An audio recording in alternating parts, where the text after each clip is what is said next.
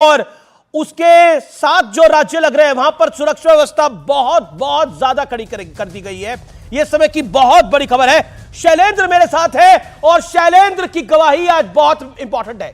पूर्व डीएसपी है और जिन्होंने light machine gun LMG live बरामद करी थी। ना उससे पहले किसी ने बरामद करी, ना उसके बाद किसी ने बरामद करी। मेरे साथ पूर्व डीएसपी मौजूद है और इनका क्या हश्र किया था उस समय की सरकार ने, ये मुझे आज बताने की जरूरत नहीं है। ये व्यक्ति लाइव गवाही देगा व्यूअर्स, और ये सुनने वाली बात होगी। शैलेंद्र जी, ऐसा क्यों है कि सुरक्षा व्यवस्था इतनी कड़ी करनी पड़ रही है? ऐसा क्यों है कि लोग रो रहे हैं और मातम, विपक्ष मातम मना रहा है खासतौर पर? शैलेंद्र जी देखिए, ये जिस तरह से मुख्तार अंसारी ने सरकार के उस समय तत्कालीन सरकारों के संरक्षण में अपना काम हासिल किया, आपकी तस्वीर मैं दिखा रहा हूं जिसमें आपके कपड़े फटे हुए हैं। सरकारी योजनाओं का लाभ जनता को मालूम नहीं होता था, अपने माध्यम से देता था और जनता में एक रॉबिनहुड की इमेज बनाई थी। जनता को मालूम ही नहीं था कि जो मेरा हक है वो ये दे रहे हैं, भैया दे रहे हैं। वो समझती थी कि भैया दे रहे हैं, मुख्तार भाईजान दे रहे हैं हमको।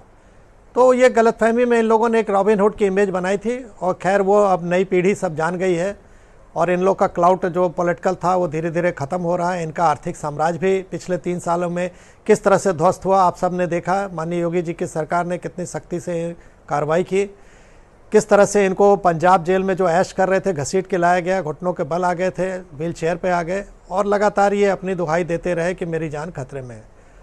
तो जो इन लोगों ने रुतबा हासिल किया था वो तत्कालीन सरकारों के संरक्षण में, खासकर जब मैंने ये लाइट मशीन गन रिकवरी की थी जनवरी 2004 किसकी सरकार थी जब आपने लाइट मशीन गन रिकवर करी थी? शैलेंद्र सिंह, किसका शासन था वो? उस समय तत्कालीन मुलायम सिंह यादव जी मुख्यमंत्री थे, उनकी सरकार थी। 2003 में आपको याद होगा मायावती जी की सरकार को तोड़ के अल्पमत की सरकार बनी थी और उसमें सबसे ज़्यादा इनके कर्ता धर्ता यही मुख्तार अंसारी थे, मैनेज कर रहे थे विधायकों को। तो जब देखा मुलायम सिंह ने कि मुख्तार अंसारी हमारा फंस रहा, मुख्तार अंसारी को लगा कि अब तो पोटा लग गया, क्योंकि उस समय पोटा एग्जिस्ट करता था। पहले तो इनको मालूम नहीं था कि पोटा भी लगा है। दोपहर तक तो बड़े खुश थे, लोग बधाई दे रहे थे, लेकिन शाम तक जैसे पता चला पोटा भी लगा है, अब मुख्तार अंसारी की हालत ख़राब हो गई।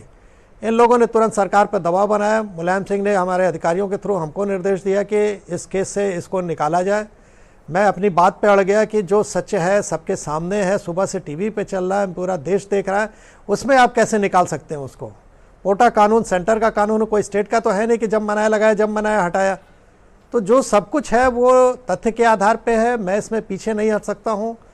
और अंत में इन लोगों ने इतना दबाव बनाया मेरे ऊपर प्लस मेरी टीम पर। मेरे ऊपर होता तो मैं तो झेल लेता, लेकिन मेरी टीम पर दबाव बनाया इतना गया कि तुम लोग का नुकसान कर देंगे।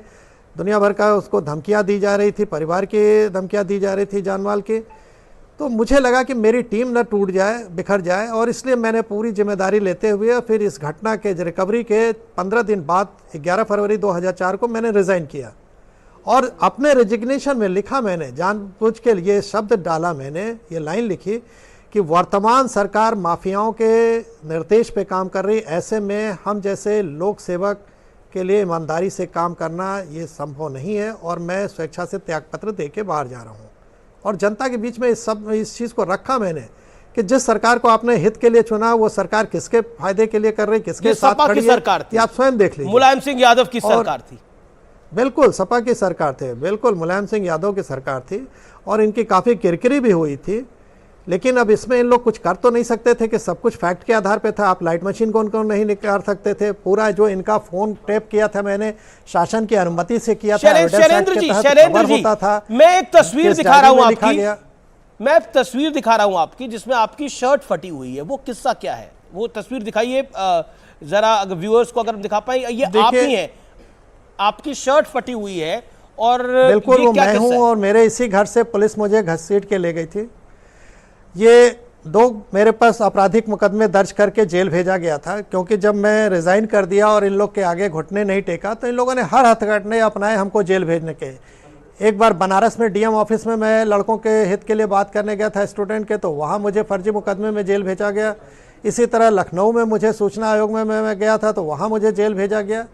तो ये घटनाएँ इन लोग खाली ये दिखाने के लिए करते थे कि अगर मेरे खिलाफ कोई खड़ा होगा तो उसको किस हद तक हम परेशान करेंगे ये देख ले, ताकि दूसरा कोई हमारे सामने सर न उठावे। तो एक मिसाल के रूप में इन लोगों ने मेरे पर इतनी सख्ती की थी तो ये उसका नमूना है जी, ये उसका नमूना है। सोचिए एक डीएसपी जिसने लाइट मशीन गन पकड़ी इस अपराधी के यहाँ से, लेकिन उसको इस्तीफा देना पड़ गया, लेकिन वो उसका रुतबा बरकरार रखा। सोचिए क्या हश्र होगा। जिस सरकार को जनता अपने भले के लिए चुनती है, वो सरकार क्या कर रही थी।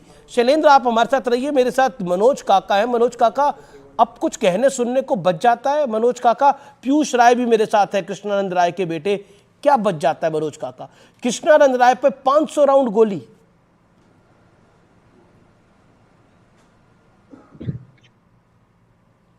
नहीं, क्या बच जाता है क्या नहीं बच जाता है उस पर सवाल नहीं है। सवाल यार का काम, मैंने जो आपको एक बात कहा कि संविधान के अनुच्छेद 14 में है कि everyone is equal before the law, सभी के साथ सरकार को समता भाव से कार्य करना चाहिए। ये निश्चित रूप से अगर उत्तर प्रदेश में अपराधियों के खिलाफ, लेकिन क्या हुआ था, तो ये तो आपके सामने एक लाइव गवाही आई है कि मुलायम सिंह यादव जी की सरकार थी और सोचिए एलएमजी पकड़ी गई और बचाया गया। जिसको इनाम देना चाहिए था उसकी नौकरी ले ली गई। सोचिए ना क्या हुआ। श्रद्धेय नेताजी पर सवाल उठा रहे हैं। श्रद्धेय नेताजी को इस देश का दूसरा सर्वोच्च नागरिक सम्मान मिला हुआ है, वो पद्म विभूषण से विभूषित हैं। लेकिन ये सवाल कौन रहा है?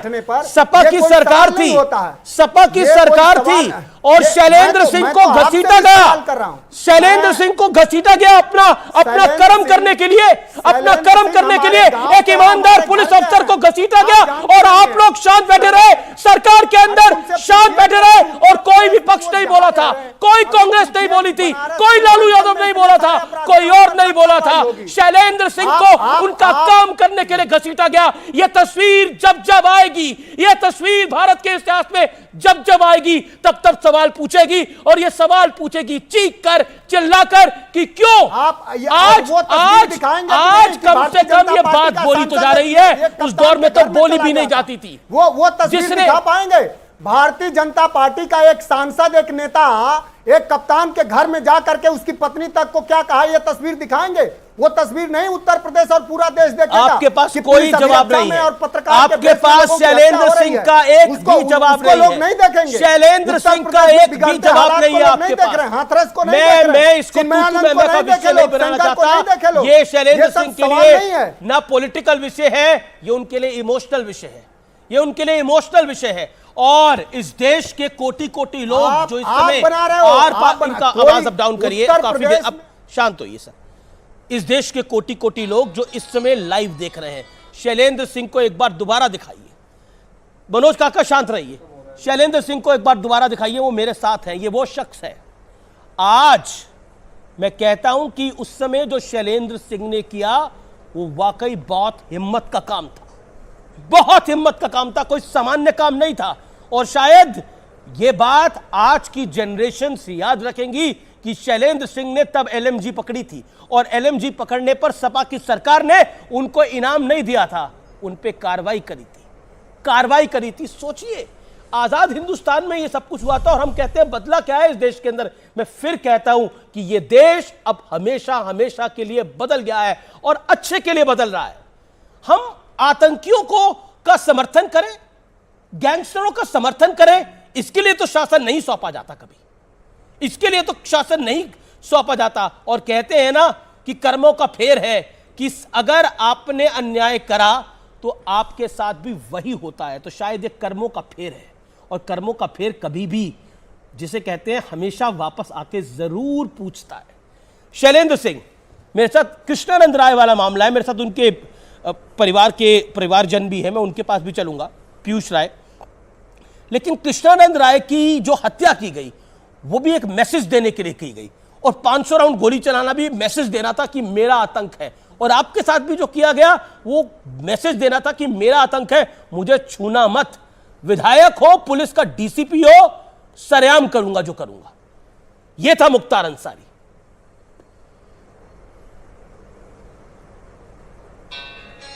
शैलेंद्र जी। जी बिल्कुल सही बात है। एक ये एग्जाम्पलरी केस के रूप में इन लोगों ने डील किया था कि अगर कोई मेरे सामने सर उठाएगा तो उसका क्या हश्र होगा। ये इन्होंने दिखाया था।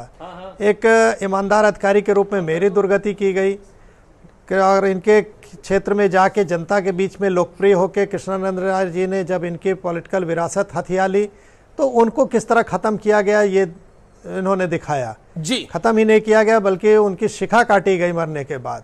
तो ये बड़ा शेमफुल घटनाएं थी। हमारा उस समय उत्तर प्रदेश का जो शासन चल रहा था ये उसके लिए शर्म की बात है और यही कारण है कि आज जनता ने इन लोगों को किनारे कर दिया है, किनारे कर दिया। चाहे बिहार हो चाहे उत्तर प्रदेश हो, बिहार में जो लालू ने किया आज उनके बेटे भोग रहे हैं, लालू स्वयं देख रहे हैं। उत्तर प्रदेश में जो मुलायम सिंह ने कहा अपराधियों जो बलात्कारियों के लिए कहा ये तो लड़के हैं, गलती हो जाती है, अंत में वो देखा जनता ने किस तरह खारिज किया। एक बार अखिलेश यादव को सत्ता इसलिए सौंपी गई क्योंकि इन्होंने माफियाओं को ज्वाइन कराने से मना किया। लोगों को उम्मीद जगी कि अखिलेश यादव शायद कुछ अलग हो, यंग हैं, बाहर से पढ़ के आए, कुछ करेंगे। लेकिन आपने एक बड़ी आपने शिखा, यानी मैं शिखा व्यूअर्स को बताता हूं, शिखा मतलब कृष्णानंद राय जो थे वो अपने पीछे चोटी रखते थे, उस शिखा को काटा गया। मेरे साथ कृष्णानंद राय के बेटे हैं पीयूष राय जो उस समय 17 साल के थे। पीयूष राय, आपके लिए भावुक पल भी होगा, लेकिन मुख्तार अंसारी को लेकर जो मातम मनाया जा रहा है, विपक्ष के बड़े बड़े नेता मातम मना रहे हैं, उस विषय पर आप क्या कहना चाहते हैं? देखिए, विपक्ष के लोग तो मातम मनाएंगे, ये तो पहले से स्वाभाविक बात है, क्योंकि विपक्ष के लोग जो तुष्टीकरण की राजनीति करते हैं, जब इस देश में जबकि चुनावी आचार संहिता लगी हुई है, इस समय चुनाव आया हुआ है, तो विपक्ष के लोगों को तो मौका चाहिए ही, वोट बैंक की राजनीति उनको करनी है और इस मजहब को लेकर उन्होंने जीवन भर राजनीति किया है। और मेरा मानना है कि जो मैं व्यक्तिगत रूप से मानता हूं कि किसी भी अपराधी का कोई मजहब कोई धर्म नहीं होता है, एक अपराधी अपराध में होता है, वो समाज जिस तरह से पीयूष राय, जिस तरह से आपके पिताजी को 500 राउंड गोली मारी गई, वो सामान्य घटना नहीं थी, उनकी शिखा काटी गई।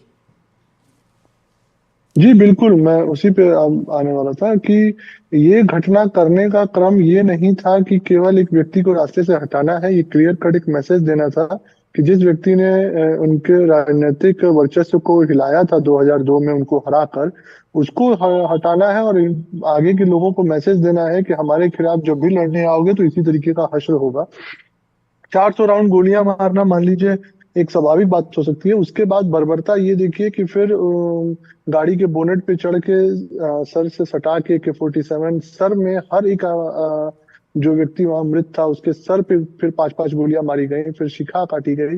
तो आखिर ये उनकी मानसिकता, उनकी बर्बरता दिखाता है। और मैं यहाँ के सपा के प्रवक्ता है, मैं राजनीति हर दल को करने का है। मैं भी भारतीय जनता पार्टी से जुड़ा हूँ, मेरे पिताजी विधायक थे, मेरी माताजी 3 बार विधायक रही, मैं स्वयं भारतीय जनता पार्टी से अपने क्षेत्र में कार्य करता हूँ।